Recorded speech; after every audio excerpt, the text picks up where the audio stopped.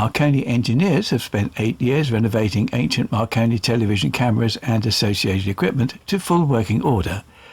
But in the spring of 2021, they were somewhat abruptly told to remove items from the collection.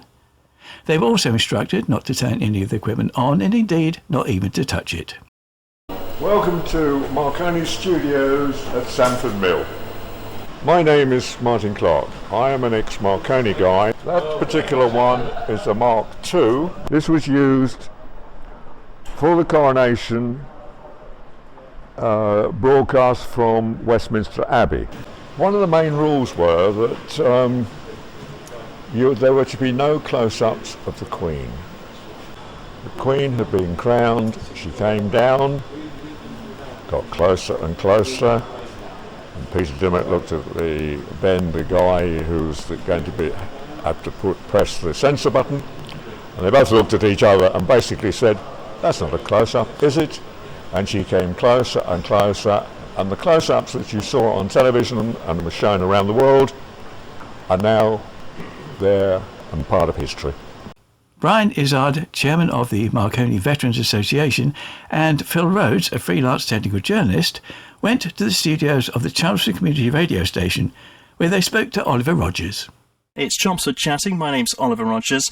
We're going to talk now about Sandford Mill and the Marconi Veterans Association, and I'm very pleased to be joined by the chairman of the Marconi Veterans Association, Brian Izzard, and I'm also joined by technology journalist Phil Rhodes as well. So Brian, a very good afternoon to you. Good afternoon. And Phil, good afternoon to you as well. Good afternoon. So we're going to start with you, Brian. Now, just tell us, the council have had some meetings with volunteers who store items at Sandford Mill. That's correct, isn't it? I guess I probably wouldn't put it quite like that. The equipment has been operated by Marconi volunteers at Sandford Mill for many years, and it's quite correct to say that some of the items are owned, if you will, by the museum themselves. Some of the items are personally owned by some of the volunteers, and many items have been loaned officially or otherwise, and I wouldn't care to say exactly how that's happened, but there's certainly equipment at Sandford Mill which has belonged to people who no longer need it. I'll give an example of the of the B3404 telecine, which I think was gifted, if you will, by Anglian Television, and so in theory it's still owned by Anglian Television, but it is at the mill. And let me guess, Anglian Television won't want that back, will they? That is absolutely correct. Considering they don't even have a presence in Chelmsford now, do they? They don't have an office. Indeed. So these items are big, they're bulky, and so they're difficult to store in the first instance, aren't they? What's being asked to move some of these items out? Yes, the council unfortunately didn't have any dialogue with the volunteers about what was going to happen, so they were all written to individually and fundamentally were asked to remove any equipment that did not specifically belong to to Chelmsford Museum, if you will, at the mill, and to stop operating it, etc., etc. And they have been working on a timescale, which is the end of this month, and I know that the volunteers, because they're kind of good citizens of you, have been in and done what they've asked. They've been disconnecting equipment. I'm not sure how much has actually been removed as we speak. Certainly not some of the larger items, which the telecine weighs 400 kilos, so needs some help there. And where on earth are you going to put it? Even a camera pedestal, which can weigh 200 kilos, one of the one there. I mean, so they did ask. There is also a barn, of course, at Sandford Mill. They did ask if it was asked if they could put the stuff in there if they wanted to do something temporarily with the mill, but the answer was no. So basically, the volunteers are expected to cause the removal of any equipment which is not specifically owned by the museum. Now, I'm going to put this point to you, but I wouldn't store my personal stuff at, say, the radio station here. Mm-hmm. So why should people who have personal stuff be allowed to store it at Sandford Mill at the public's expense? I take your point on that. I mean, basically, it was, let me say, I'm talking about the larger things now. I mean, I'm not talking about somebody's notebook or stapler or whatever. You're talking about TV cameras. So we're talking about big items. Fairly hefty items, one way or another. And so people have obviously said to the volunteers, "Would you like a?" Right, by whoever owned it at the time, and they said, well, yes, that's part of the heritage, yes, we'd love it, thank you very much indeed. And the council obviously permitted that to be moved into Sandford Mill, but they've now decided that it is, they don't wish to actually take ownership of that equipment, although I have to say that if they'd said, before writing to everybody, can we officially own this equipment? Can we take it on and make it part of the mill? I think the answer would have been almost a universal yes. Yes, there are some personal items. I mean, obviously, some of the volunteers, may have, a vision mixer or things that actually, ancillary equipment, if you will, that actually makes the main equipment work. And without it, it won't work. So your concern is that now the items that are left won't actually work? No, I mean, certainly in terms of a functioning television demonstration unit, if you will, showing off, the historical equipment. You can't just, operate a camera without a camera control unit and all that sort of thing, right? So even though for most people who perhaps went into a television studio, they just see the camera. Yeah. They wouldn't see the stuff behind it in the control room at the end of the day, right? Exactly. Yeah. Okay, we'll bring Phil in just a moment, but you went to the council meeting, Chelmsford City Council meeting on Tuesday night, and we should just say, because we haven't got Chelmsford City Council represented in this discussion, that Councillor Marie Goldman replied to one of your questions, and the reason given for some of this stuff being asked to be removed is that inspection standards are higher in 2021 than they were in 2015, and last time the museum applied for accreditation, so they've got to meet this higher inspection regime, and Sandford Mill is not a separate museum, it's a store housing some of the museum's collections and will be inspected as such. So they're concerned about the requirements they need to meet now for that building to maintain the museum's accreditation as an official museum. So I put that to you. Yeah. What do you want to say? I mean, I will freely admit, as I did on Monday when I was asked that question, that I am not a museum person. That's for sure. I'm not a historian, etc., etc. And if the rules have changed, my attitude would be, okay, so the rules have changed.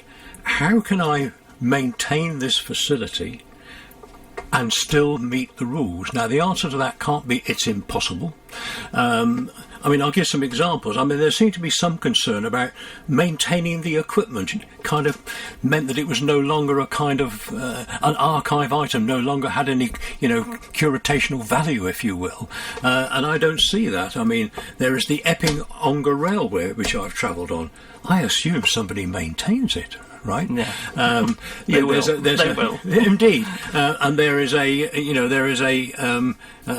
the Malden Steam Museum, right? And there are working items there, as I was told by another councillor, and I'm sure that's maintained, right? And I certainly, at Duxford, I mean, I have personally flown a 1940s Harvard. By gosh, I hope that's maintained. Yeah. And so the fact that something has to be maintained and work on cannot actually destroy its historical heritage. No. That's Brian Izzard, the chairman of the Marconi Veterans Association, and we're bringing Phil Rhodes here, who's a technology journalist. And Phil, you're actually linked with, I think your father stores some items or has stored items there. Well, yeah, I have to declare an interest because my dad's been involved there for quite some time. But to address the question you asked about why people should store things there, I think using the word store is probably it's not the word I'd choose, because the equipment that was taken over there was almost exclusively taken over there so that the things that are there could be made to work. It's probably worth getting some background on this. It's been about 9 years since the first efforts were made in the direction of getting some of the equipment at Sandford working. And since then, an awful lot of work has been done. And the purpose of putting things there is not solely, certainly, to store them. It's to demonstrate them and to have a working museum. And what Brian said is completely correct. I mean, the council, under the accreditation that they're going for, has a number of concerns, and those are completely reasonable concerns. They want to be able to catalogue the artefacts they've got. They want to be a little concerned about people working on them, because yes, that would affect the historical provenance of the item. And the idea, I think, with this accreditation is that things will be handled properly. Priceless museum artefacts will be handled properly by people who know what they're doing. And that's partly where the rub is, because I don't think there's anybody quite literally on the planet who knows what they're doing as much as the people who were doing it. And I think that to suggest otherwise is a little off colour. But certainly, as Brian says, there are accredited museums which are on the list that Chelmsford Museum is on and wants to continue being on the list of accredited museums. Places like Beamish, the Living Museum of the North, they have trams running around with people on them. Once again, I hope they're maintained. I assume they are. And I think actually one of the Chelmsford Museum's people said to me that there are certainly ways that could be done. And it seemed that there was a lack of will to look into ways in which that could be done, which was perhaps one of the problems. So we're saying that some other types of historical attraction have the same problem and are on this same list. So possibly there's a way to make this happen and a will to keep the items together. I would hope. I would assume so. I mean, I'm not a museums expert. I'm a film and television technology person. But the idea that there's no way that you can maintain something, as I say, I think one of the museum staff members actually confirmed that to me when I was at the mill not a couple of weeks ago. So you've written about items at the museum, haven't you? Well, sorry, we shouldn't call it a museum. Sandford Mill is a storage facility. So just tell us a bit about your kind of interest in the cameras there, because I think you worked as a cameraman for a while. I did. I was for a while a television cameraman, and the history of it should interest anybody. I mean, the film and TV industry, particularly the film industry, of course, of which this is all a part, goes back to the late 19th century, early 20th century, and the history of it is fascinating. I have a photo, which of course I can't show you because we're on the radio, that shows a modern camera sat next to one of the older ones, which is a fascinating comparison. But my interest, I think my main interest in what was happening at Sandford Mill was the public engagement that it allowed to happen, which is something I wrote about. Given that what was the National Museum of Photography, Film and Television in Bradford, which is now the National Science and Media Museum, has a lot less television exhibits than it had a few years ago. Sandford Mill was, I believe I'm right, Brian, in saying that it was the only place in the country that somebody could go and look at this stuff. And there are a couple of other places that do occasionally do, I think there's one other place that occasionally does public outreach work, but it's not their purpose.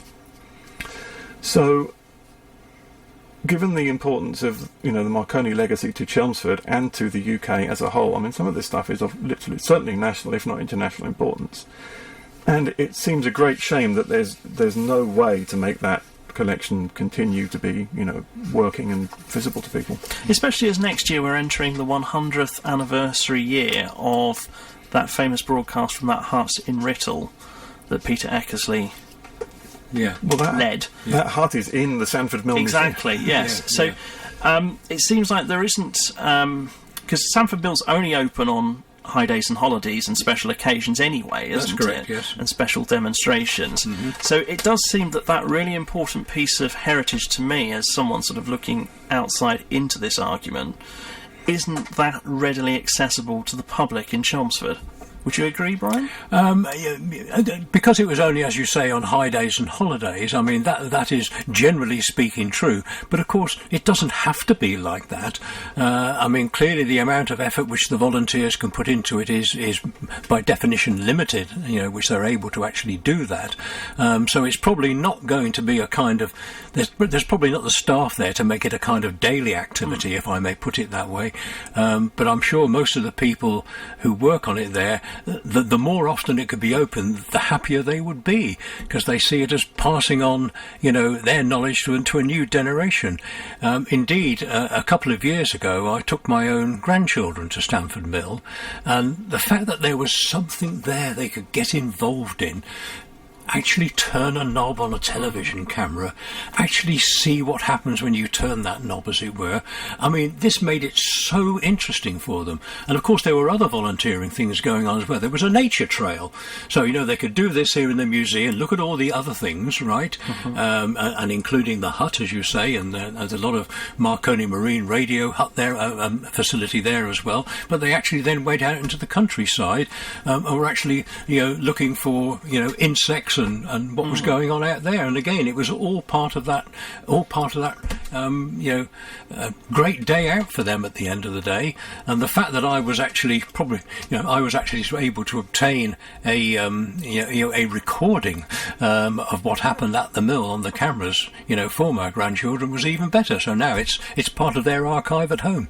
Fantastic. And Phil, so you've written about a lot of this sort of technology. So you're saying that it's a world-class collection and we need to celebrate it more in Chelmsford, is that? I think that's true. I think that the Marconi legacy in Chelmsford has been a little overlooked, and I know that I've spoken to various museum people over the years who have said that they'd like to do more with it. Of course, they have limited resources. We all understand that. That's perfectly fine. But to have something like this, where this amount of work has been done, it would be really nice to see some more effort made to find some way of doing it. And I think that's what, Brian, that's what you wanted. I think my main concern, I mean, if somebody says to me, for whatever reason, at the moment, we can't use the mill anymore for this activity. If somebody said to me, and I did try to ask Councillor Goldman into that question as well, if somebody said to me, we're committed to maintaining this type of hands-on facility somewhere close to Chelmsford in the very near future, and that is our commitment to you, then I'd settle for that, as the chairman of the Marconi Veterans. I have started to have that conversation with Mark Diath, who is the Chelmsford Council culture person, as it were.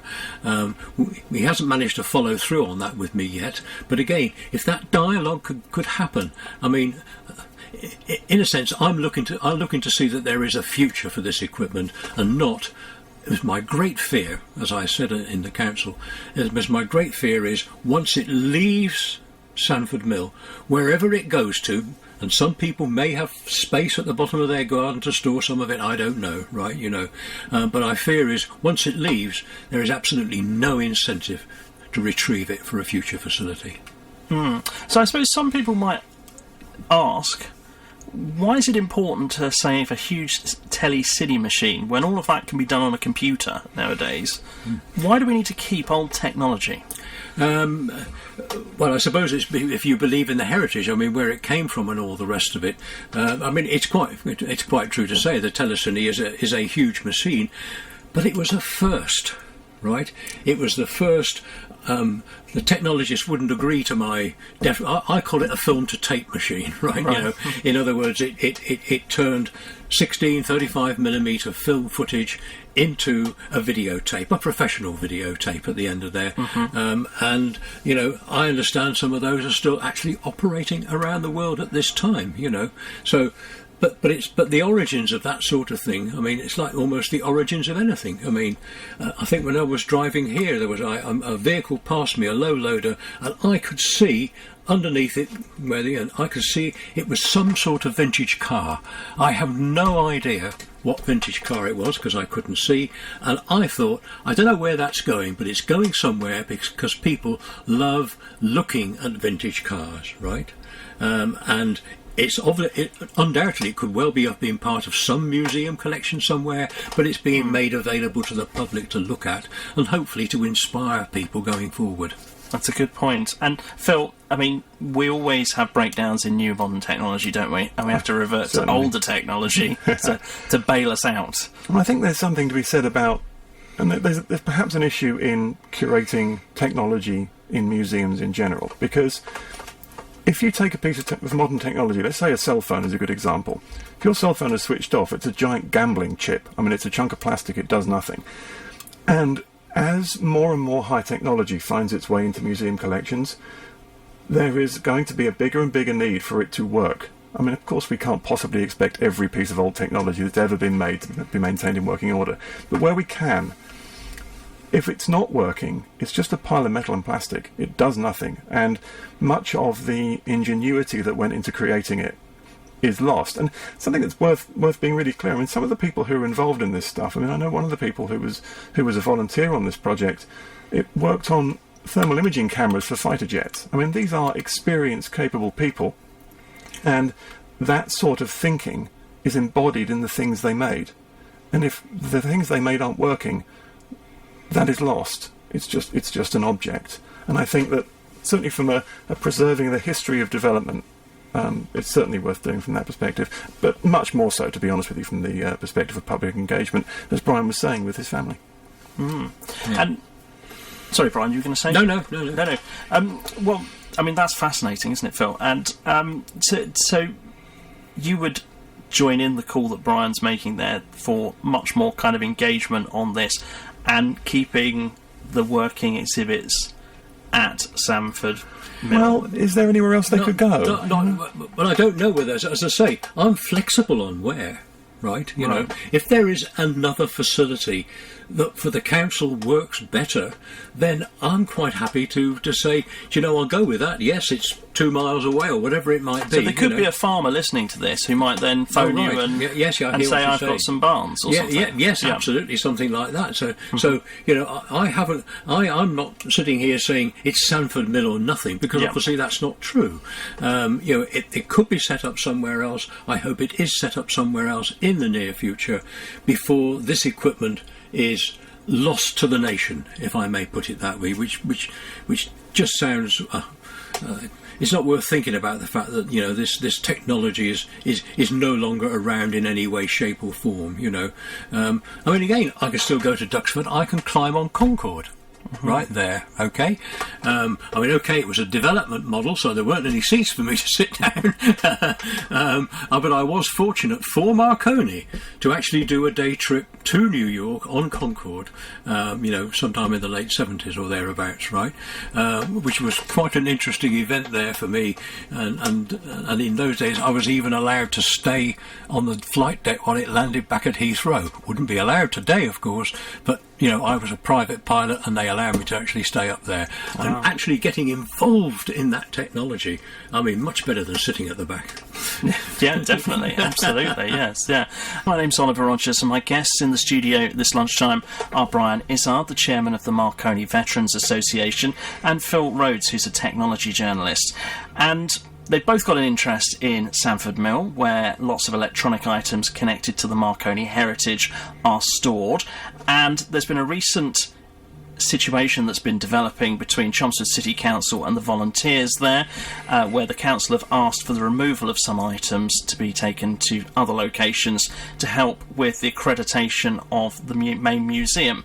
So, Brian, I mean, we've just been talking at length about this, and just to kind of recap a bit, it's taking those items that are owned by individuals away from people who from the museum exhibits. That'll make it difficult for those items to operate, won't it? Yes, it will. I mean, it's got to be done as a package, right? At the end of the day, and you need a facility with the sort of space that's been available to them at Sandford to actually put the equipment together and make it work as one. And if you take bits of it away, then what's left won't work at the end of the day, and that would be, you know, a great shame. So inspection standards have changed between 2015 and 2021, the council say, which is why it's difficult for the equipment that's owned by individuals to stay at Sandford Mill. And so they're looking to keep that accreditation for the museum, which is crucial. We acknowledge that that is important to how museums run and making sure that the museum stays open to the public. But Phil, you would agree with that? Your father has items that were stored there, I think. I had personally. I'd learned from some stuff as well. And I don't think anybody has any problem with this accreditation. I think that the idea of a museum having a solid catalogue of what it's got on its books and what it hasn't, what it's got loaned from other people, is completely understandable. and being concerned about people working on things, which of course affects what they are. And someone in the future could go and look at a camera and say, well, was this original to the camera in 1978, or was this something that was done by a volunteer in the mid-2020s? And that's a completely reasonable concern, no problem whatsoever. Of course, there are ways around those things. If you want to spend some time thinking about them, you can have a maintenance log of maintenance that's done. I'm sure that's how places like Duxford, as Brian was saying, do it.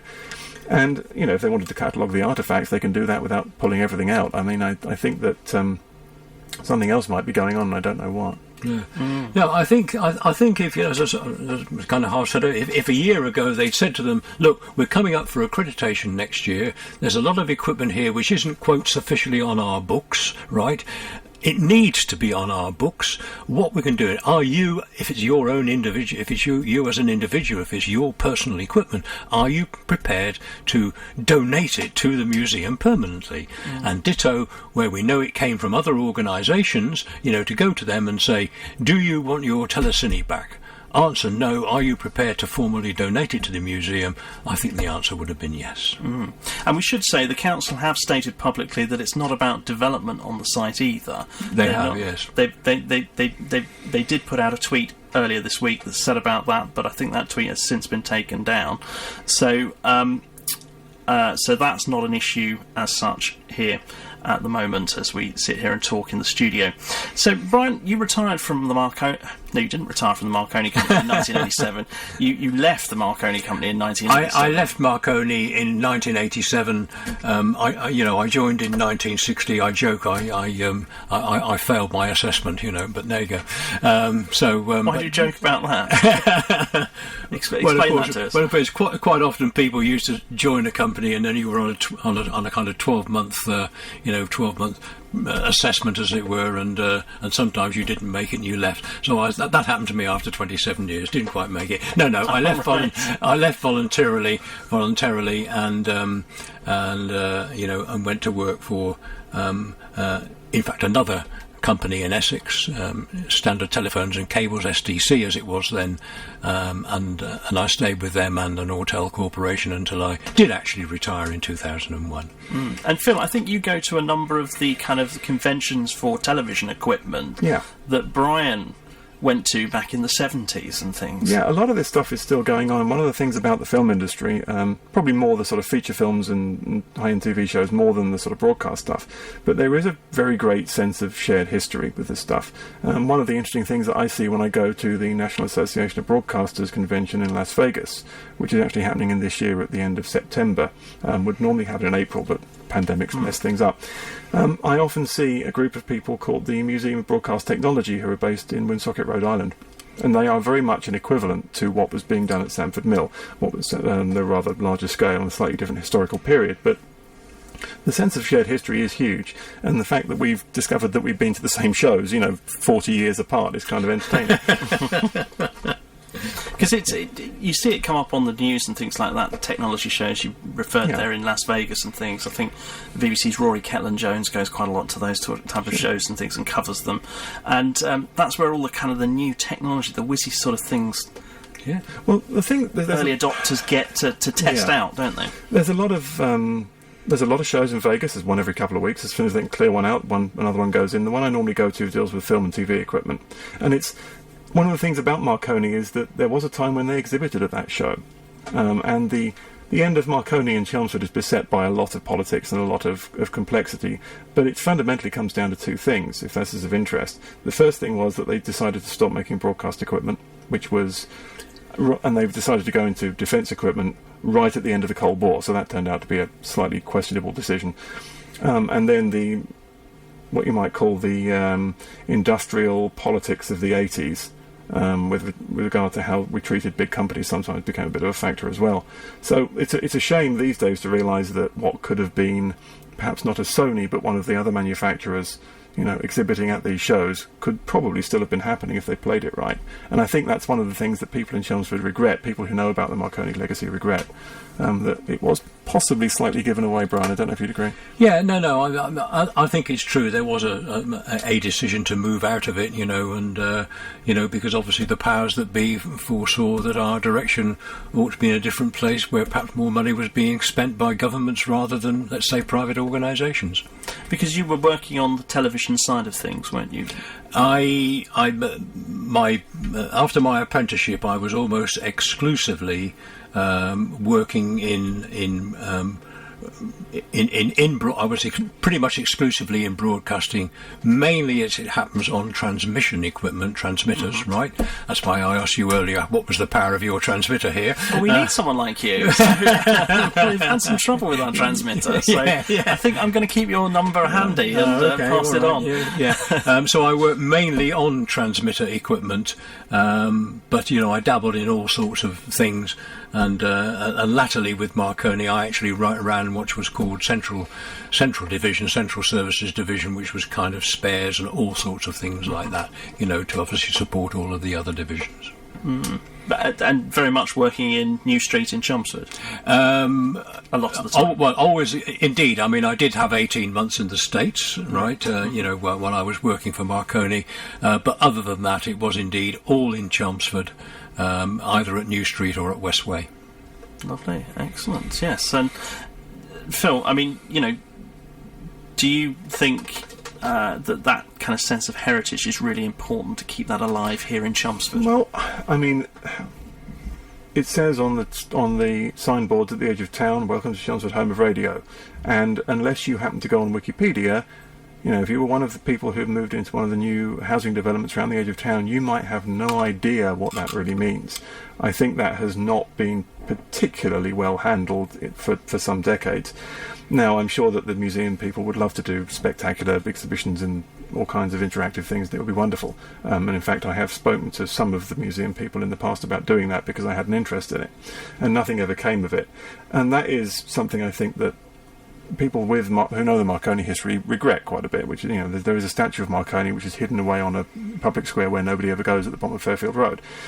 That's a shame, and I think people might disagree with that because it is out the front of the Civic Theatre, so people might see that. Well, they might, but it's not a thoroughfare through to the high street. I will grant you that. But it's a little obscure. I think we can agree. Well, where are you going to put a statue? That's the thing, isn't it?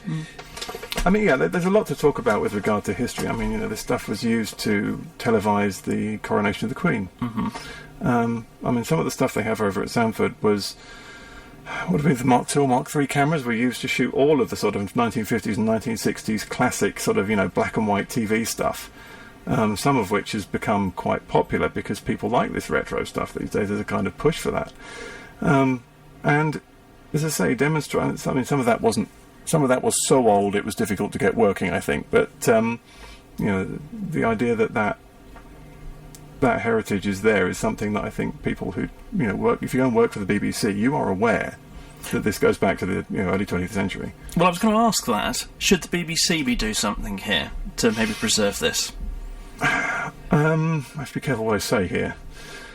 Has the BBC ever shown much interest? I think I'm kind of waiting to see how things develop in terms of the centenary of the BBC in 2022. Sure. I did hear a rumour that there might be some footage taken to support something in 22 of the hut, at Sandford Mill.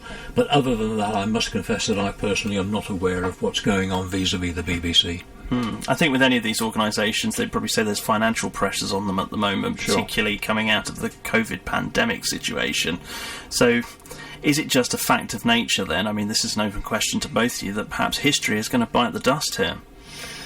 I can understand there being a tendency to say, how much does it matter? Right, and I can understand people having that conversation, but at the end, I suppose you could make that statement about almost anything that's in a museum, if I may put it that way. Not talking about the technology that we're talking about here, etc., etc.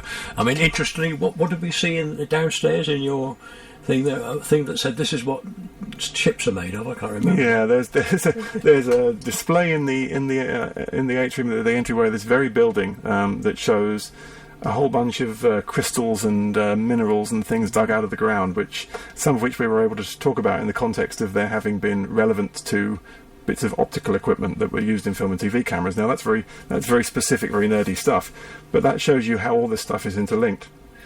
And I think, just to get back to one of the things that you were saying about, is this history biting the dust? Well, the council have made the statement, our reasons for making these changes are not financial. Now, I appreciate that running this thing required somebody to go and babysit it. They had to send someone over to look after it and open up and all those things, and that's time out of somebody's day. I completely understand that.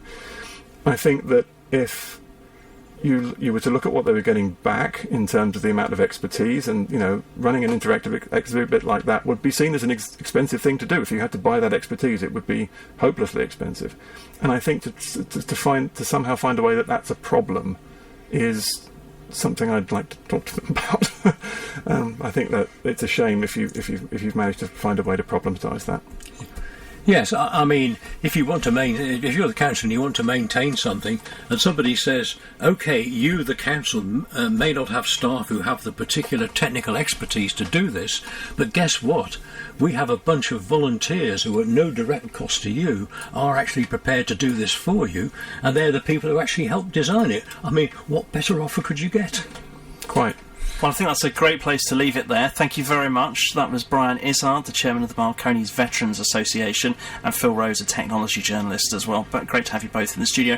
And Brian, just before you go, I think you're interested in if there are any veterans out there who'd like to join. Well, let's give it a plug. Yeah, two things. What I'd like to say, if any of your listeners feel as we do about this, please make your views known to your councillor or whatever if you feel this should be maintained. And yes, if I may make a plug for the Marconi Veterans, we've suffered from COVID like everybody else, but our next reunion is on September the 18th. And if there are any people listening who would like to come to that reunion and may qualify as veterans, just go on the website, look at Google Marconi Veterans, and you'll then be able to get quickly to our secretary. Excellent. Thank you for your time. That's Brian Izzard there, the chairman of the Marconi Veterans Association.